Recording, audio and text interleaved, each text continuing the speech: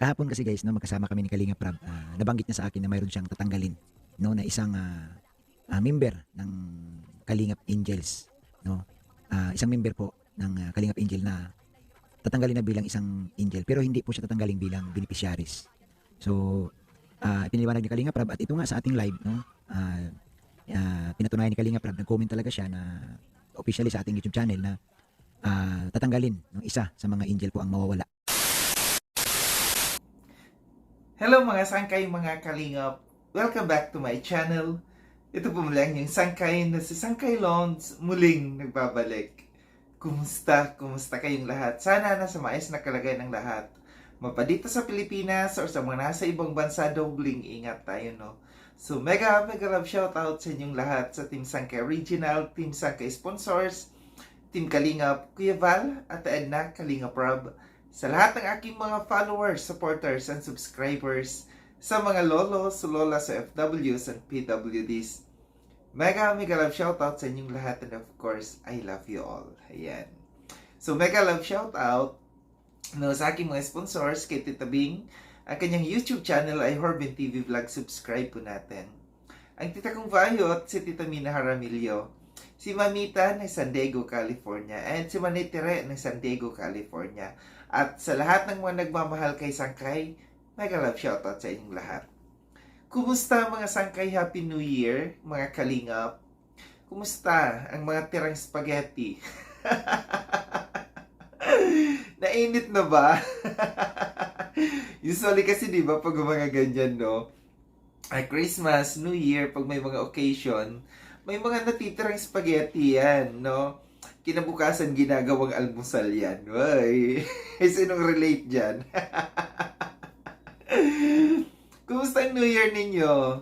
Kumusta ang mga putukan kagabi? Sinong mga naputukan? Si Sangkay hindi naputukan. Sana maging masayang New Year natin lahat, no? Sana itong 2025 magbigay ng maganda sa buhay, ng mga buhay-buhay natin. No.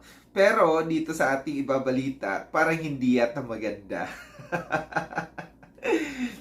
Yun sa ano natin, no, yung ating pag-uusapan ngayon, magtatanggalan sa Kalingap, no?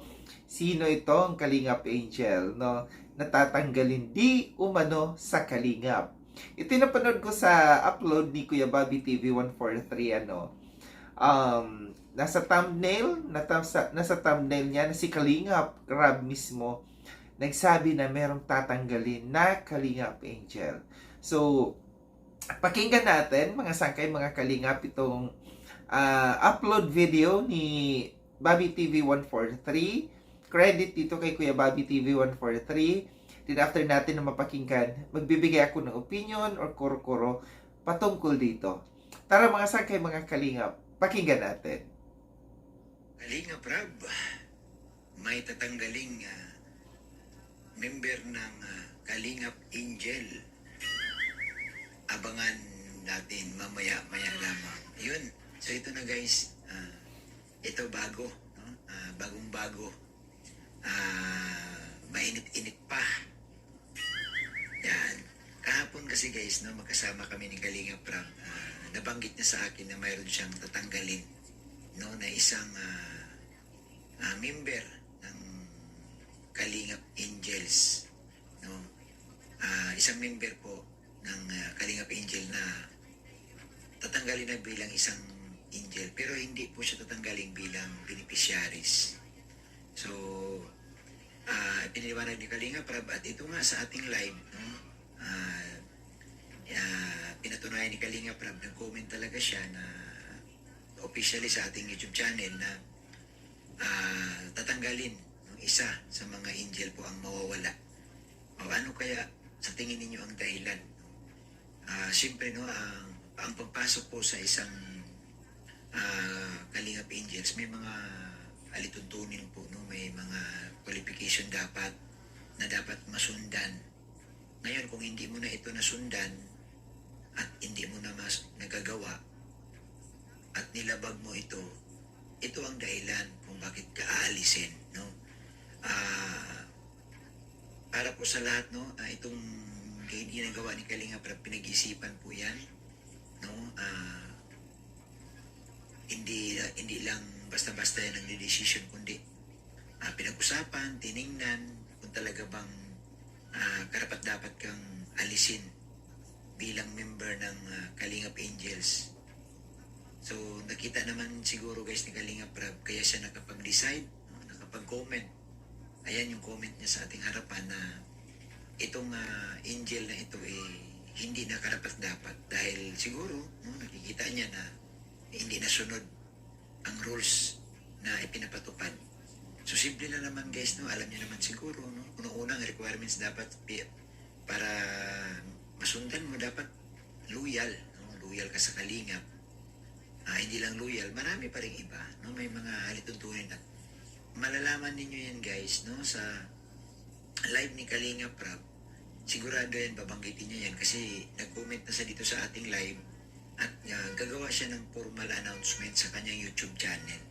Sa ngayon, hindi natin pwedeng pangalanan, hindi tayo pwedeng advance mag-announce kasi antayin natin sa channel ni Kalinga Prab na siya po ang mag-anunsyo kung sino itong angel na ito. Para sa akin kasi guys, nalulungkot lang ako dahil siyempre nandyan ka na no? Ang dami pong gustong pumasok sa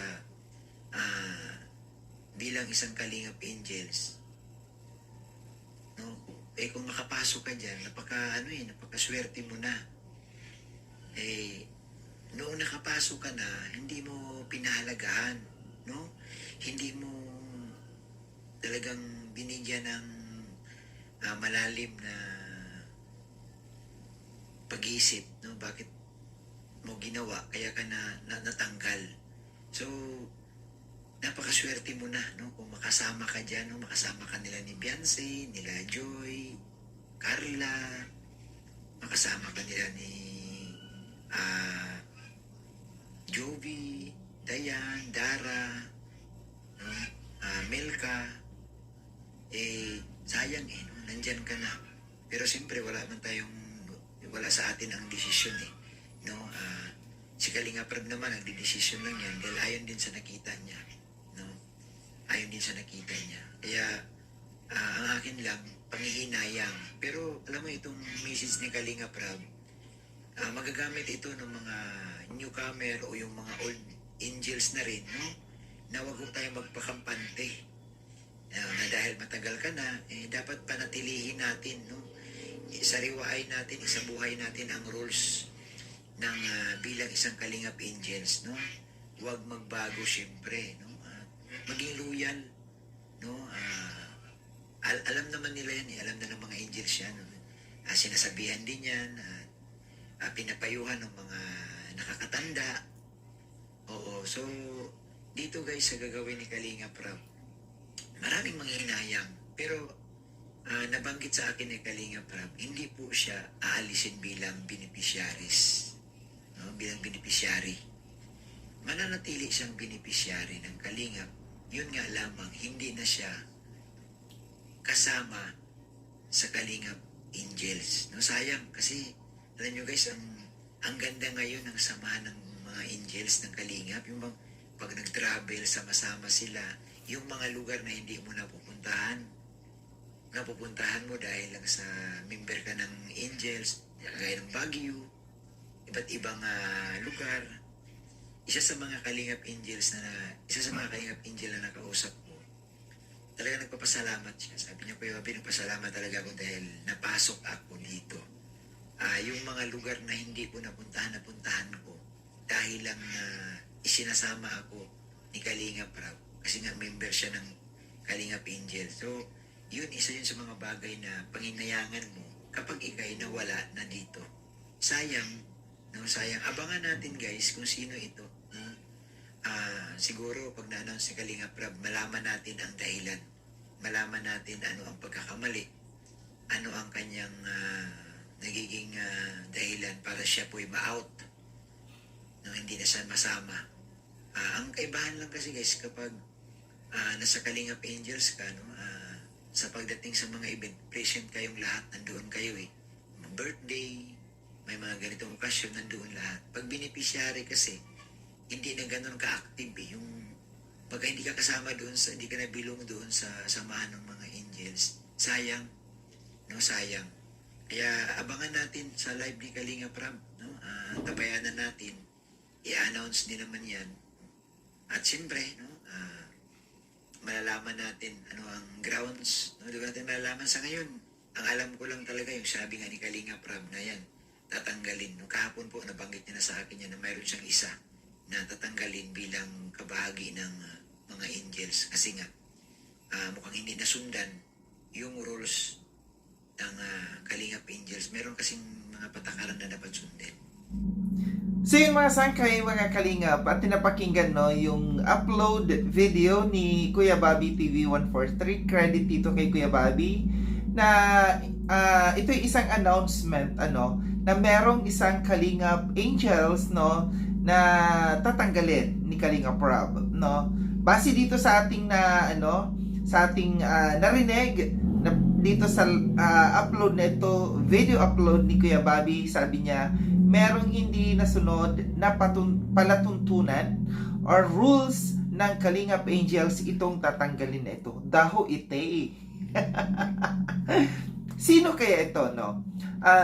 Malaking palaisipan sa atin kung sino itong Kalingap Angels na ito na tatanggalin. Bagong taon, bagong balita na masama para sa Kalingap Angel na ito na matatanggal. Although, no, sinabi naman dito na hindi siya matatanggal bilang beneficiaries, pero tatanggalin lamang siya bilang isang Kalingap Angels, no. So may impact din to, no, sa pagkatanggal sa kanya. O kahit nandiyan diyan, tutulungan pa rin siya, magiging beneficiary pa rin siya ng Kalingap, pero matatanggal siya bilang isang angel, no. Malaking kawalan ito. Malaking kawalan sa isang angel pag nawala siya bilang, pag naalis siya dyan sa Kalingap Angels, no, magiging ordinary beneficiary na lamang siya ng Kalingap. Hindi siya magiging makakasama sa mga events, no. Isa sa mga benefits, no, na natatanggap ng mga Kalingap Angels yung pagsama-sama pagka merong mga events, no, pagka merong mga out of town na mga lakad, out of the country na mga lakad, no, ng Kalingap Angels. So mawawala ito sa kanya. Yun yung mawawala sa kanya. Malaking kawalan ito, no, kasi bihira, no. Bihira yung mga makakaranas ng ganitong nararanasan ng mga Kalingap Angels, no. Napapaisip lamang ako, no, kung sino nga ba talaga ito. Hindi kaya dahil wala siyang sponsors, or hindi kaya dahil nga mayroon siyang nalabag, or maraming bagay, no, maraming mga bagay tayong pag-iisipan dito.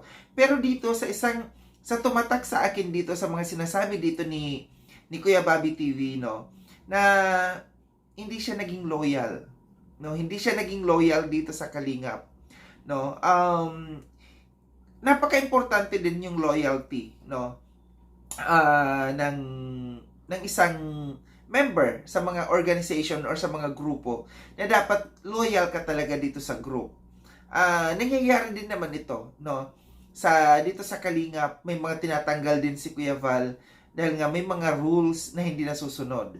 So dito sa Kalingap Angels, mayroong isang Kalingap Angel na hindi sumunod sa alituntunin or sa rules ng Kalingap Angels, no, kaya siya ay mawawala, no. Sad news, no.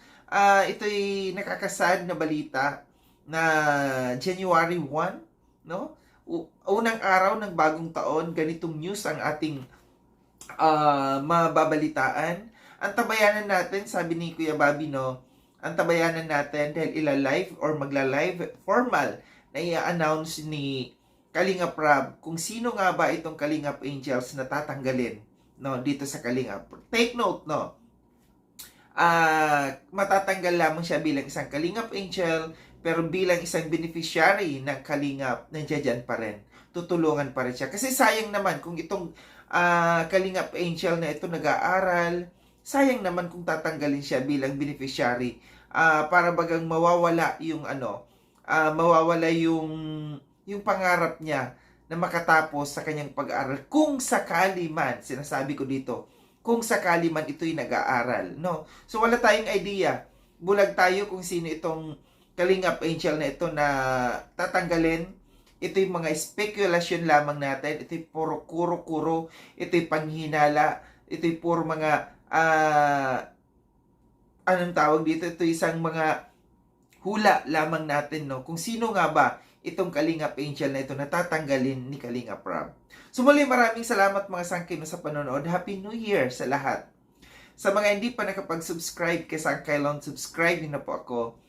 Click yung notification bell para updated kayo sa lahat ng mga videos na aking gagawin. Like and share itong video na ito mga sangkay. Kita-kits tayo ulit sa susunod na video na aking gagawin. Ingat kayo sa agdako ng mundo bang kinaroroon. Paalam ng mga sangkay, mga kalingap, paalam.